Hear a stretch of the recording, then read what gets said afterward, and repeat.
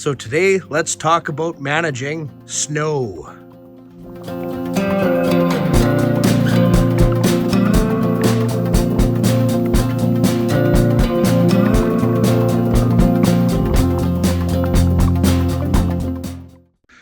Snow, lots of snow. This is probably a good time to talk about it because we've had a fair bit of snow, and people that usually don't get a lot of snow are going through some huge snowstorms. So it's important to manage the snow when you're, there's only so much you can do in the city, right? There's only so much some of your tax dollars go to pay for snow removal and hauling, and they have to haul snow out of downtown core areas, out of town into snow drop sites or whatever. But when you live out of town, it's beautiful. You got lots of space, and but still, the amount of snow you get, you need a place to put it. But anyway, the greenhouse behind me is designed so I don't have any snow load on it, right? I talked about this a million times, but a skiff of snow will stick to it maybe, and then it'll zip off. And then in front of the greenhouse, I guess another thing, there's a 3-foot pony wall here for snow to accumulate. And on a really good dump, it'll zip off and it'll even go over the bus windows. But I can essentially take the skid steer from the greenhouse here and just push it out that way. And that goes actually into my pond area, a low spot where I want water anyways.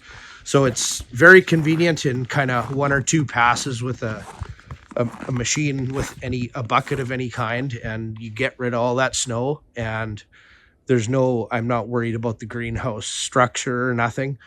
If we don't have access to that machine, then you just have to shovel it away from the greenhouse if things in the world get really bad and we don't have any fuel whatsoever. And then I do like having my buildings close together. So in between my house and greenhouse and stuff, I've got 100 feet or something in between buildings, and it's enough room to turn a semi around, actually, like maybe a quick little 3-point thing or whatever. But snow does accumulate in here, and you just need room to put snow, right? So big piles of snow off. You can't have buildings all around with nowhere to put snow. And then because I built this all from scratch, I've got very good grading as well. So when the snow does melt, it leaves all my buildings. I did that a certain way. But around the buildings and trees close to the yard and things, that's when you'll get snow drifts. So usually when it's snowing for me out here, it is also windy. And even sometimes it's not snowing at all, but the wind picks up and it's pulling snow off of the pastures and fields and open areas. It accumulates on trees.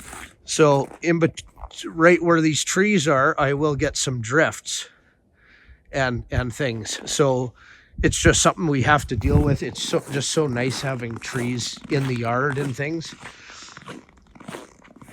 But you need lots of places to put the snow. That's for sure. So here's all the drifts go here. Now what's interesting is my driveway up there, other than in the yard where there's trees and all these things for drifts to be created, but I haven't had to shovel my entire driveway once this year, because when it snows, the snow blows off. The driveway's higher than the kind of ditch around it, and if we get a lot of snow without wind and I do have to shovel, what it's going to do is create ridges. And these, when it snows, that's going to be a place for more snow to accumulate. So that's why on a good built road, gravel road or a highway or something, they don't have trees, and you're not allowed to plant trees close to the road, and the road is quite high and there's a large ditch. So when it does snow, most of the snow doesn't accumulate, right? But so here's our inner perimeter gates, and yeah, lots of snow accumulates and you need a place to put it. So whenever it snows, whatever way the wind's coming from in here, just because there's gates and vegetation and trees and now piles of snow, we'll get drifts like 3-4 feet high in here. But then the driveway, no snow, because there's no trees big enough along and the road is high enough. So it snows and it blows away.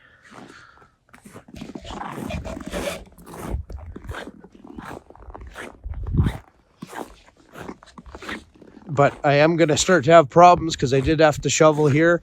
Now when it snows and blows, it's going to create little drifts on me. But here's the driveway. Now, being a city boy, I thought this looked like a wide driveway. I didn't want a lot of grass to cut on each side because this splits up pastures, right? So, and it's a choke point for people to come down. So the other set of gates up there, but I could have built this road up higher and had a bigger ditch, and even the fence is a little further away. And then, because I did plant some trees, just little babies in here, when those get big, that's actually going to probably create a problem for me and create snow accumulation. So what I actually should have done is had a bigger driveway and these driveway trees further away. But like almost do it like an actual municipal road or a highway, then you don't get snow accumulating. But up by the gate there is a row of shelter belt trees and the gates themselves, and that's where we get snow drifts all the time. Whenever it snows, the snow accumulates there. So yeah, some of these piles are like 6 feet high already, and it's not even January yet. A lot more months of snow coming. And now with that, when it snows and it's windy, the snow is going to accumulate and create even bigger drifts on me here. So I could get a snow blower, but those are expensive. And unfortunately, it's just nice to have trees and gates and things. So it's just something we have to deal with. In our pastures off there, nice frost on the trees today, but those trees do help to accumulate snow. They are kind of spread out. The goats clean the bottom of the trees and clean up the area, so it's all grass underneath, and that does keep the moisture in for the grass. So the snow is quite thick there. The goats never go anywhere where there's trees. You can see goat trails will be on the tops of hills without trees, where the snow isn't deep in the winter when they do go out for a winter walk. Nice frosty gate. Up here at our front gates is again where we have shelter belt rows, and the set of gates essentially where our driveway goes through this long row of shelter belts. So naturally in this shelter belt of trees, what this shelter belt did for the trees is collect snow. So instead of it blowing over a field, there is literally 3 to 4 feet of natural snow in there, plus some drifts down there that are probably 6 feet already of snow in our shelter belts. So shelter belts are awesome, except for our driveway that goes through is the snow also accumulates. So I'm always shoveling here. The rest of our driveway is just high without trees, and I don't have to shovel over there. So I've got some huge piles already. But if you can see on the edge of the shelter belt, there's like a massive drift. And then this is kind of a hay field. In the drought, I didn't do a second cut or nothing. So it's got some higher grass on it.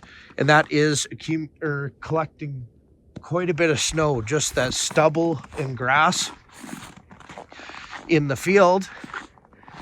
But across the way is a traditional agriculture field, and when it snows, again, it's usually windy, and that is not accumulating very much snow. So any snow that was falling here, if the wind's coming this way, I'm going to collect all that moisture for my trees, and his field isn't going to collect moisture. So for like especially in the drought, you want to collect as much of the snow and keep it as possible. So in the shelter belts are a great way to do that, and reduces the wind, collects the snow, and then it's more moisture for all those trees, and like 4 or 5, 6 feet of snow by the end of this winter, probably in that shelter belt. It's very, very good for everything, as opposed to having no trees and just a bare field,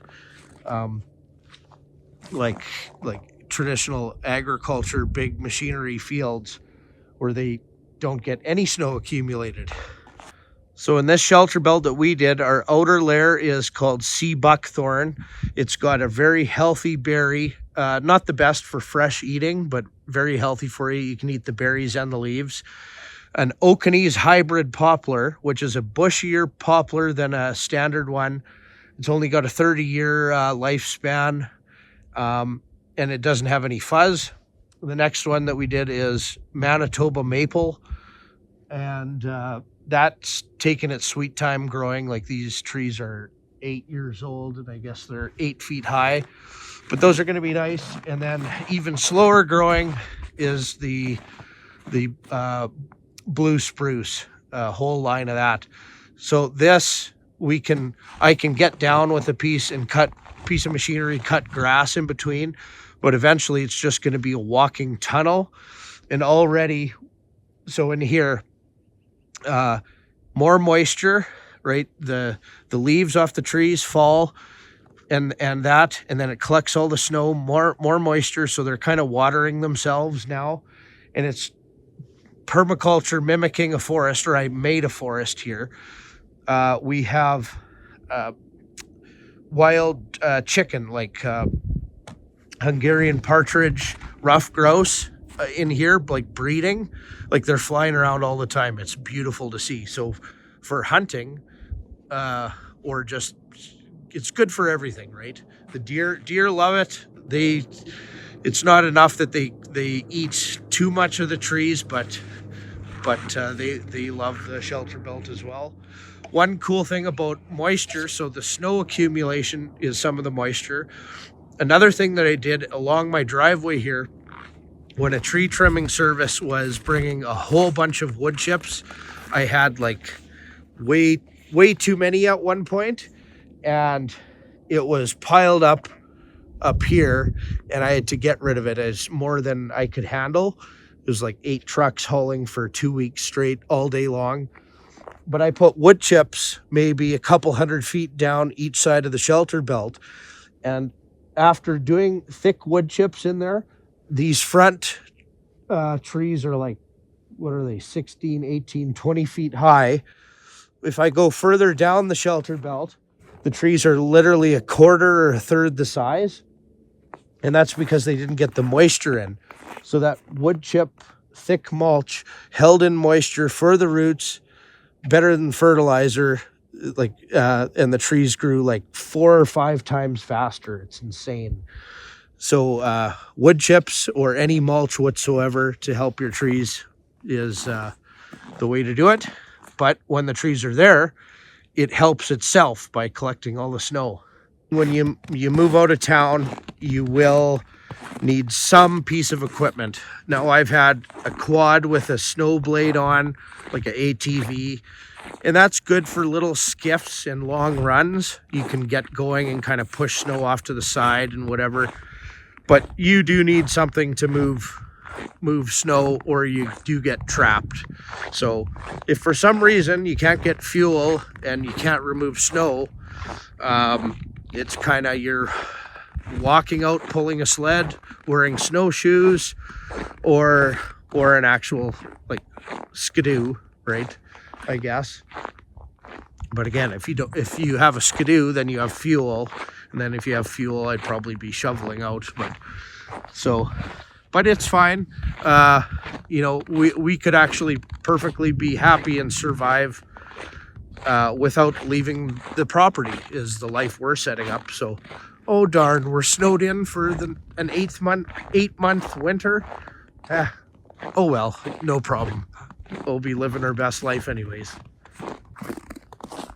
Snow accumulating in little divots in the land, anywhere where there's trees to make a drift and collect snow.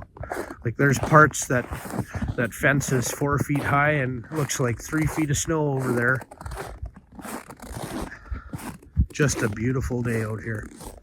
So a good way to kind of explain snow management is where you shovel snow so you can drive and walk. You still want to make use of that snow. So I'm putting piles of snow and pushing snow where my pond is. And when it rains in the summer, or when the snow melts anywhere in my yard, where there's gravel, that snow and melt and runoff goes to my ponds, right? And then the other thing is shelter belts, and where you plant trees, snow accumulates and you want the trees to have moisture anyways. Where you leave stubble in a field, it'll collect the snow as well and give it more moisture. But it all goes to good use. So my pond, starter pond down there, is we're gonna have lots of moisture next year, so that pond is gonna be filled right up. Very exciting. So when you're developing, think about where you put things, whether that's trees, shelter belts, your driveway, gravel, buildings. Make snow work for you, not against you. Thanks for watching. We'll see you next time.